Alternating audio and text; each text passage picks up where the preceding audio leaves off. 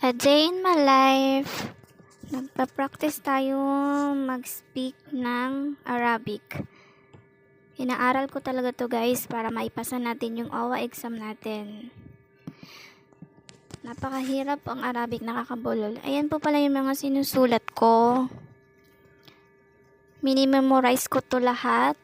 Baka sakaling may tanong sa OWA exam at maipasa natin.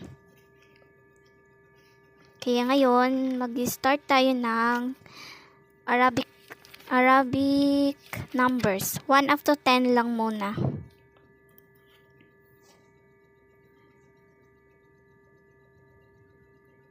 And then, yung simple greetings ng Arabic. Ito yung magbilang tayo ng okay.